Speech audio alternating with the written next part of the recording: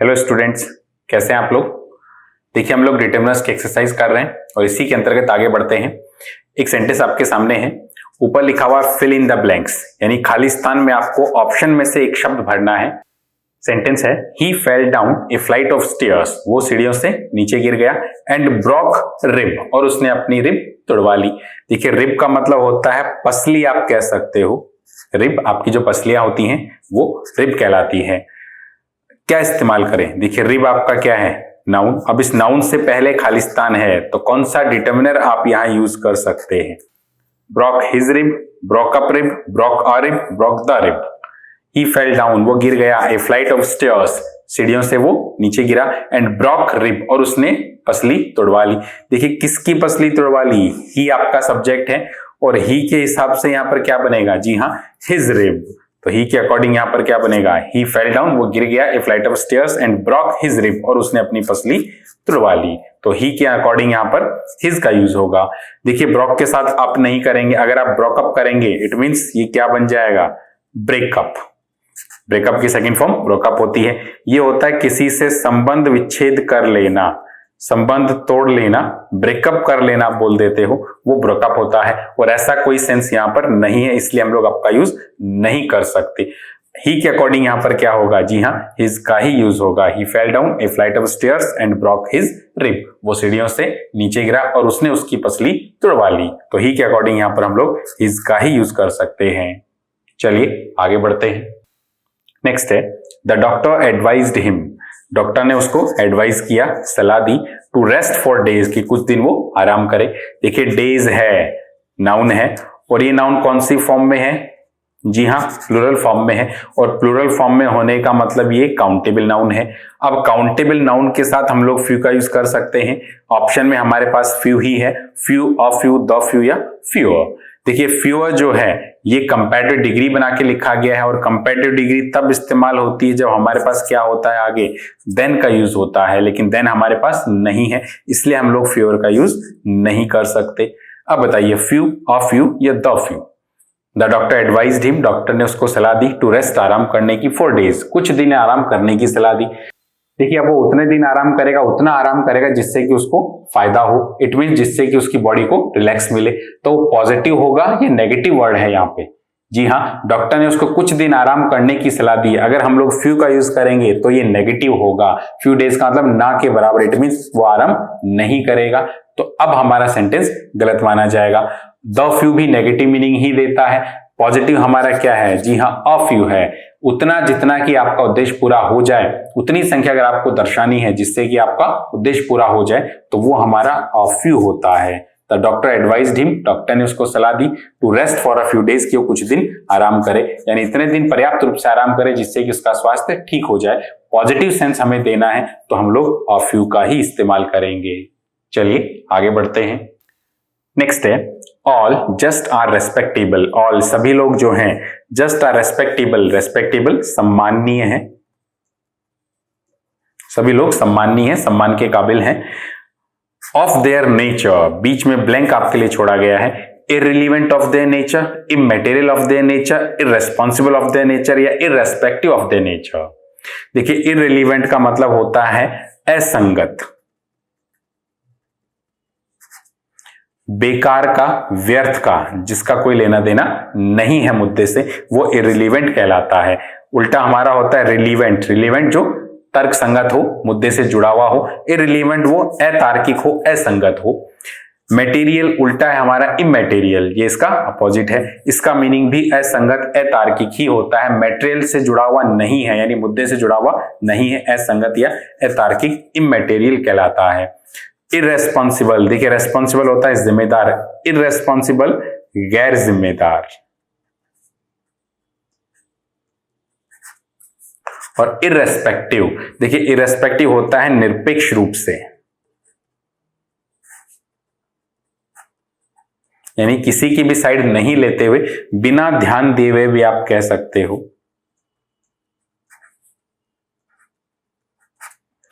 Sentence आपके सामने है, ऑल जस्ट आर रेस्पेक्टेबल, सभी लोग जो हैं सम्मान के काबिल हैं, सम्माननीय हैं। ऑफ देयर नेचर, बिना उनके नेचर पर ध्यान दिए हुए, बिना उनके नेचर के बारे में सोचते हुए, इट मींस कौन सा शब्द आपके लिए अप्रोप्रिएट है, irrespective of their nature. It means बिना उनके नेचर के बारे में सोचते हुए निरपेक्ष रूप से हर व्यक्ति जो है वो सम्माननीय है। और इररेस्पेक्टिव अपने पश्चात ऑफ का यूज लेता है और ऑफ आपके पास ऑलरेडी मौजूद है। आंसर आपका डी होगा। नेक्स्ट है द हायर यू गो, जितनी ऊंचाई पर आप जाओगे, इट बिकम्स टू ब्रीथ, उतना ही सांस लेने में आपको तकलीफ होगी। द हायर यू गो, देखिए हायर कौन सी डिग्री है? जी हाँ, कंपैरेटिव डिग्री है। और कंपैरेटिव डिग्री से पहले क्या इस्तेमाल हुआ है? द का यूज हुआ है।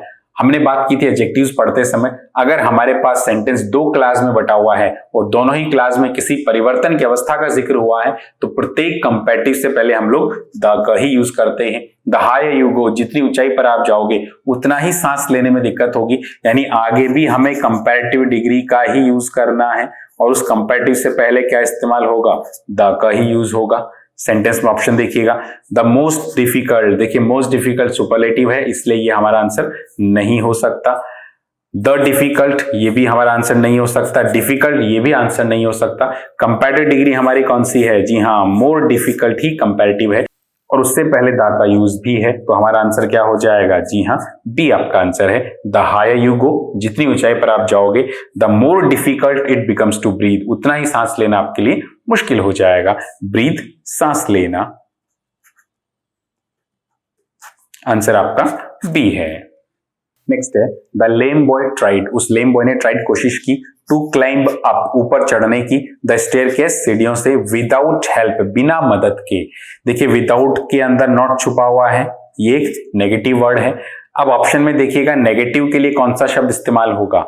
देखिए लिटिल ये भी अपने आप में एक नेगेटिव वर्ड होता है, इसके अंदर भी नॉट छुपा हुआ है। अब हमारे पास लिटिल का यूज अगर हम करते हैं तो दोनों वर्ड हमारे लिए नेगेटिव हो जाएंगे और एक स्टेटमेंट में डबल नेगेटिव वर्ड नहीं होते, इसलिए लिटिल का यूज हम लोग नहीं करते।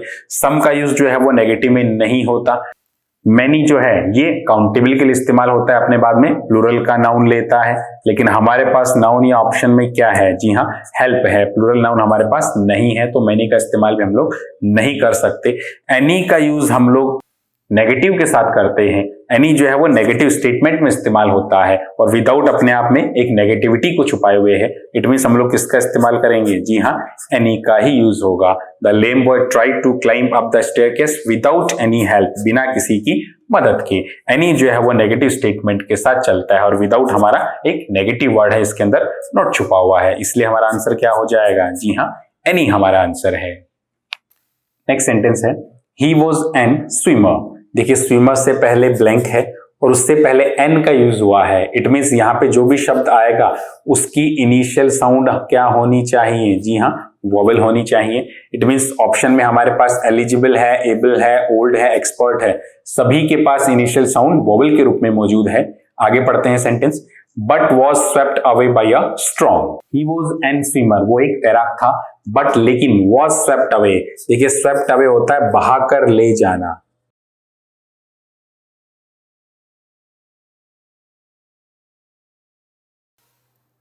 स्वेप्ट अवे अपने साथ बहाकर ले जाना, बाय ए स्ट्रॉन्ग, एक स्ट्रॉन्ग किसके द्वारा बहाकर उसको ले जाया गया? ऑप्शन आपके पास है strong water, strong stream, strong river या स्ट्रॉन्ग करंट। बताइए, देखिए दो ऑप्शन आपके पास हैं, eligible water, able stream, old river, expert या करंट। देखिए ही वॉज एन स्विमर, वो एक तैराक था। अब एलिजिबल तैराक, एलिजिबल का मतलब जी हाँ योग्य, वो एक योग्य तैराक था, हो सकता है। बट वो स्वेप्ट अवे, लेकिन उसको बहाकर ले जाया गया अ स्ट्रॉन्ग। देखिए वाटर अनकाउंटेबल है और अनकाउंटेबल नाउन के साथ ए और एन का यूज नहीं होता, लेकिन यहां पर ए आपके पास मौजूद है, इट मींस आपका आंसर ए नहीं होगा। सेकेंड ऑप्शन पे आते हैं, एबल और स्ट्रीम। देखिए he was an able swimmer, वो एक योग्य तैराक है। देखिए एबल का मतलब भी योग्य होता है। बट वो स्वेप्ट अवे, लेकिन उसको बहाकर ले जाया गया बाय ए स्ट्रॉन्ग स्ट्रीम। देखिए स्ट्रीम का मतलब होता है धारा, पानी की जो धारा है वो स्ट्रीम कहलाती है। अ स्ट्रॉन्ग स्ट्रीम, एक तीव्र धारा के द्वारा उसको बहाकर ले जाया गया। सी ऑप्शन में आपके पास ओल्ड और रिवर है। He was an old swimmer, वो एक ओल्ड स्विमर है। बट वो स्वेप्ट अवे, लेकिन उसको बहाकर ले जाया गया बाय ए स्ट्रॉन्ग रिवर। देखिए अ स्ट्रॉन्ग रिवर कहना उचित है क्या? जी नहीं, यहां भी हमारा सेंस सही नहीं है। अगला देखते हैं, he was an expert swimmer, वो एक एक्सपर्ट स्विमर है, यानी कि एक कुशल तैराक है। बट वॉज स्वेप्ट अवे, लेकिन उसको बहाकर ले जाया गया बाई ए स्ट्रॉन्ग करंट। देखिए करंट का मतलब होता है वेग आप कह सकते हो, प्रवाह आप कह सकते हो। बी ऑप्शन हमारा है, he was an able swimmer, वो एक योग्य तैराक है, but was swept away by a strong stream, लेकिन उसको एक स्ट्रॉन्ग स्ट्रीम के द्वारा बहाकर ले जाया गया। देखिए स्ट्रीम होता है पानी की जो धारा है वो स्ट्रीम कहलाती है, लेकिन उस धारा के अंदर जो वेग है उसका स्पीड जो है, प्रवाह जो है वो करंट कहलाता है। आप उसको बहाव भी कह सकते हो, उसका वेग बहाव या प्रवाह जो है वो करंट कहलाता है। तो आपका आंसर क्या होगा, बी या डी? जी हाँ, आपका आंसर होगा D. He was an expert swimmer, वो एक कुशल तैराक था, बट वॉज स्वेप्ट अवे, लेकिन उसको बहाकर ले जाया गया by a strong current. Strong current मतलब पानी का जो वेग था, पानी का जो प्रवाह था, एक तेज प्रवाह के द्वारा, एक तेज वेग के द्वारा उसको बहाकर ले जाया गया। देखिए स्ट्रीम सिर्फ धारा होती है और धारा के अंदर वेग जो है वो करंट कहलाता है। तो आपका आंसर क्या होगा? जी हाँ, डी हमारा आंसर है। नेक्स्ट है, there are not mountains in that part of the country. देखिए माउंटेन्स है, कैसा नाउन है? जी हाँ, प्लूरल फॉर्म में है, काउंटेबल है, और जब काउंटेबल है, प्लूरल फॉर्म में है, तो उससे पहले क्या आएगा? वही डिटरमिनर इस्तेमाल होगा जो प्लूरल नाउन के साथ होता है। मच हमारा किसके लिए होता है? जी हाँ, ये हमारे लिए अनकाउंटेबल नाउन के साथ यूज होता है। मैनी जो है ये काउंटेबल के लिए होता है और अपने बाद में क्या लेता है? प्लूरल का ही नाउन लेता है। मच का ही हम क्या बना देते हैं? जी हाँ, मोर बनाते हैं, ये भी अनकाउंटेबल के लिए चलता है। और लिटिल, लेस, लीस्ट, ये हमारा किससे बनता है? लिटिल से बनता है। लिटिल, लेस और लीस्ट होता है, ये भी अनकाउंटेबल के लिए ही होता है। लेस भी अनकाउंटेबल है, मोर भी अनकाउंटेबल के लिए है और मच भी अनकाउंटेबल के लिए है। तो हमारा आंसर क्या होगा? जी हाँ, मैनी, क्योंकि मैनी अपने बाद में प्लूरल का नाउन लेता है। There are not many mountains in that part of the country, answer आपका बी है। चलिए आगे बढ़ते हैं। The greater the demand the price, the greater, देखिए कौन सी डिग्री है? जी हाँ, ये हमारे पास कंपैरेटिव डिग्री है। कंपैरेटिव से पहले द का यूज हुआ है और हमने बात की थी अगर दो क्लास में वाक्य बटा हुआ है तो प्रत्येक कंपैरेटिव से पहले हम द का यूज करते हैं। The greater the demand the price. तो अब आगे यहाँ कौन सी डिग्री आएगी? जी हाँ, यहां भी हमारी कंपैरेटिव डिग्री ही आएगी और वो द के साथ ही आएगी। हाई और हाई ये हमारा नहीं हो सकता, हायर हमारी कंपैरेटिव डिग्री है, लेकिन ऑप्शन में द किसके पास है? जी हाँ, बी के पास द है। तो आंसर आपका क्या होगा? बी होगा। The greater the demand the higher the price. जितनी ज्यादा डिमांड बढ़ती है उतनी ज्यादा प्राइस बढ़ती है। देखिए डिग्रीज करते समय हमने बात की थी अगर कोई परिवर्तनशील अवस्था है तो ऐसी स्थिति को दर्शाने के लिए प्रत्येक कंपैरेटिव डिग्री के साथ हम लोग द का यूज करते हैं। The greater the demand the higher the price. Next है, इन 10 ईयर्स। देखिए 10 ईयर्स से पहले ब्लैंक है। Man will have probably learned, इंसान जो है वो प्रोबेबली मतलब संभावित रूप से, प्रोबेबली संभावित रूप से, अगले 10 सालों में इंसान जो है संभावित रूप से to learn to live long, लंबा जीना सीख लेगा as a result of the advanced human genome research. देखिए एडवांस ह्यूमन जीनोम रिसर्च जो चल रही है उसके परिणाम स्वरूप इंसान जो है अपनी जिंदगी को लंबा कर लेगा, वो लंबा जीना सीख लेगा। देखिए 10 ईयर्स, 10 ईयर्स, 10 जो है एक प्लूरल नंबर है और हमने बात की थी अदर और अनादर करते समय, अदर और अनादर पढ़ते समय हमने बात की थी अगर बहुवचन की संख्या से पहले आपको इस्तेमाल करना है तो हम क्या इस्तेमाल करते हैं? जी हाँ, अनादर का यूज करते हैं। और बहुवचन की संख्या के बाद में इस्तेमाल करते हैं तो अदर का यूज करते हैं। यहाँ पर प्लूरल नंबर से पहले जगह खाली है, इट मींस हम लोग क्या इस्तेमाल करेंगे? जी हाँ, अनादर का यूज करेंगे। इन अनादर 10 ईयर्स, अगले 10 सालों में man will have probably learn to live long as a result of the advanced human genome research. Sentence आपका सही है, आपका आंसर डी होगा। नेक्स्ट है, the more electricity you use, जितना ज्यादा बिजली आप इस्तेमाल करेंगे उतना ही आपका बिल ज्यादा आएगा। मोर कौन सी डिग्री है? जी हाँ, कंपैरेटिव डिग्री है और इस कंपैरेटिव डिग्री के साथ क्या इस्तेमाल हुआ है? द का यूज हुआ है। इट मींस अगली क्लास के अंदर भी कंपैरेटिव डिग्री प्लस द के साथ ही आनी है। ऑप्शन आपका क्या होगा? The more electricity you use, जितना ज्यादा इलेक्ट्रिसिटी का आप इस्तेमाल करेंगे the higher your bill will be, उतना ही आपका बिल ज्यादा होगा।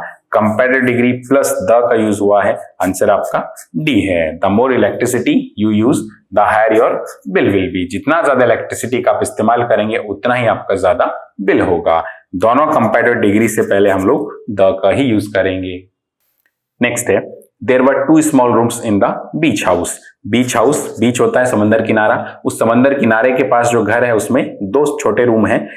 सर्व्ड एज अ किचन, देखिए सर्व्ड से पहले ब्लैंक है, the smaller of which, the smallest of which, the smaller of them, smallest of that. अब 2 के लिए हम लोग किसका इस्तेमाल करते हैं? जी हाँ, 2 के लिए हम लोग कंपैरेटिव डिग्री का इस्तेमाल करते हैं। अब स्मॉलेस्ट और स्मॉलेस्ट ये तो हमारी सुपरलेटिव डिग्री है, इसलिए हमारा बी और डी आंसर नहीं हो सकता। आंसर हमारा क्या होगा? या तो ए होगा या फिर सी होगा, क्योंकि दोनों में ही क्या है? कंपैरेटिव डिग्री है। उनमें से छोटा वाला जो है, देखिए आपके पास दोनों है, दोनों में से आप चयन कर रहे हो, दोनों में से आप सिलेक्शन कर रहे हो। सिलेक्शन के लिए हम किसका इस्तेमाल करते हैं? जी हाँ, विच का इस्तेमाल करते हैं। तो आंसर आपका क्या है? द स्मॉलर ऑफ विच, दोनों में से छोटा वाला जो है served as a kitchen, kitchen के तौर पर इस्तेमाल होता है। आंसर आपका ए। सिलेक्शन के लिए हम लोग विच का यूज करते हैं और 2 के लिए हम लोग कंपैरेटिव डिग्री का यूज करते हैं। आंसर हमारा ए होगा। नेक्स्ट है of the students has finished the exam yet. देखिए शुरुआत में ही आपके लिए ब्लैंक है, क्या इस्तेमाल होगा? देखिए अगर हम लोग ऑल का इस्तेमाल करते हैं तो ऑल ऑफ द स्टूडेंट्स, सारे ही विद्यार्थी, सब्जेक्ट हमारा प्लूरल हो गया और प्लूरल के साथ क्रिया भी हमें कैसी चाहिए? प्लूरल की, लेकिन हमारे पास क्रिया कैसी है? सिंगुलर की, इसलिए ऑल आंसर नहीं हो सकता। सम ऑफ द स्टूडेंट्स अगर हम करते हैं तो इसके साथ भी क्रिया कैसी होनी चाहिए थी? जी हाँ, प्लूरल की, लेकिन हमारे पास सिंगुलर है। फ्यू ऑफ द स्टूडेंट्स भी प्लूरल की ही वर्ब लेगा, क्योंकि ये भी प्लूरल में ही जाएगा। हमने बात की थी each of, either of, neither of, none of. Of के पश्चात हम लोग प्लूरल का इस्तेमाल करते हैं, प्लूरल ही है, लेकिन वर्ब इनको सिंगुलर की दी जाती है, इसलिए आगे वर्ब भी सिंगुलर की ही है। आंसर हमारा क्या होगा? जी हाँ, नन का यूज हम लोग करेंगे। None of the students has finished the exam yet, D आपका आंसर है। नेक्स्ट है I have to recite Tagore's sonnet. देखिए रिसाइट का मतलब होता है उच्चारण करना या दोहराना। I have to recite Tagore sonnet, मुझे टैगोर की सोनेट का उच्चारण करना है। I will be the one to do so in my school, अपने स्कूल में अकेला मैं ही हूं जो ऐसा करेगा। बताइए आंसर क्या होगा? आई विल बी द वन, एकमात्र मैं ही हूं, टू डू सो ऐसा करने वाला, इन माई स्कूल अपने स्कूल में। बताइए आंसर क्या होगा? देखिए खालिस्तान से पहले द का यूज हुआ है, इट मीन्स वही शब्द आएगा जो अपने साथ द लेगा। देखिए सॉलिटरी का मतलब होता है अकेला, अलोन। ओनली एकमात्र, earliest, early, earlier, earliest, early का ही सुपरलेटिव डिग्री है। इनिशियल का मतलब होता है आरंभिक या शुरुआती। देखिए ओनली के बारे में हमने बात की थी, ओनली अपने से पहले क्या इस्तेमाल लेता है? जी हाँ, द का यूज ले सकता है। तो हमारा आंसर क्या होगा? जी हाँ, बी, द ओनली वन, एकमात्र मैं ही हूं, टू डू सो ऐसा करने वाला, इन माई स्कूल अपने स्कूल में। आंसर हमारा बी है, क्योंकि द का यूज जो है वो ओनली ले सकता है। तो यहां पर हम लोग क्या इस्तेमाल करेंगे? ओनली का ही यूज करेंगे। नेक्स्ट है आई never feel among strangers. Strangers अजनबी, अजनबी लोगों के बीच में मैं नेवर फील, कभी भी क्या महसूस नहीं करता? To see, at ease, in a time, at a loss. देखिए टू सी का मतलब देखना, सिंपल तौर पे इस्तेमाल होता है। एट ईज का मतलब होता है कंफर्टेबल, आप कह सकते हो कंफर्टेबल या सहज महसूस करना, सहज रूप से। इन टाइम, समय रहते हुए आप कह सकते हो।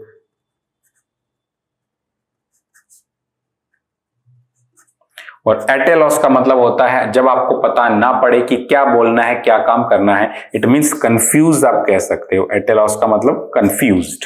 बताइए आंसर क्या होगा? I never feel among strangers, अजनबियों के बीच में मैं सहज महसूस नहीं करता, कंफर्टेबल महसूस नहीं करता। आंसर हमारा क्या होगा? जी हाँ, एट ईज होगा, बी हमारा आंसर है।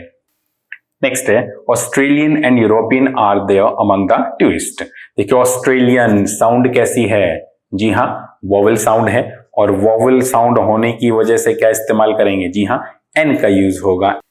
एन ऑस्ट्रेलियन, एक ऑस्ट्रेलियन, एंड यूरोपियन। देखिए यूरोपियन य की साउंड आती है, इट मीन्स यहां पर साउंड कैसी है? जी हाँ, कॉन्सोनेंट साउंड है, और कॉन्सोनेंट साउंड के लिए हम लोग क्या इस्तेमाल करेंगे? जी हाँ, ए का यूज करेंगे। तो एन और ए हमारे पास ऑप्शन में कहां है? जी हाँ, सी हमारा आंसर है।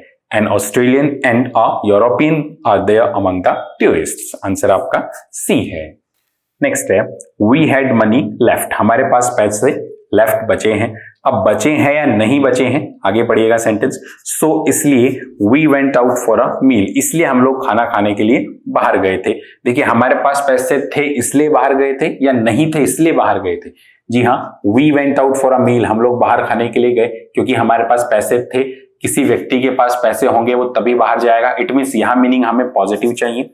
मनी हमारा कैसा नाउन है? जी हाँ, अनकाउंटेबल है, और अनकाउंटेबल के लिए हम लोग फ्यू का यूज नहीं करते, हम लोग लिटिल का ही यूज करते हैं। और लिटिल में भी हमें पॉजिटिव मीनिंग देना है तो क्या इस्तेमाल होता है? जी हाँ, अ लिटिल का यूज होगा। अब अ लिटिल हमारे पास बी और सी दोनों में मौजूद है, यानी कि फर्स्ट ऑप्शन आपके पास क्या होगा? अ लिटिल के रूप में होगा। आगे पढ़ते हैं। वी डिसाइडेड, हमने फैसला किया। टू अबेंडन, देखिए अबेंडन का मतलब होता है त्याग देना या छोड़ देना। वी डिसाइडेड टू अबेंडन, हमने छोड़ने का फैसला किया। आर ट्रिप, हमारी यात्रा को। ट्रिप का मतलब यात्रा। एज, क्योंकि।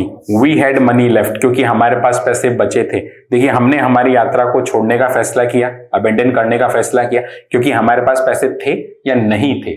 जी हाँ, हमारे पास पैसे नहीं थे इसलिए हमने हमारी ट्रिप कैंसिल कर दी। इट मीन्स अब पैसे नहीं थे, हमें नेगेटिव मीनिंग चाहिए, तो यहाँ क्या इस्तेमाल होगा? जी हाँ, लिटिल का यूज होगा। तो अ लिटिल और लिटिल हमारे पास कहाँ है? जी हाँ, बी हमारा आंसर है।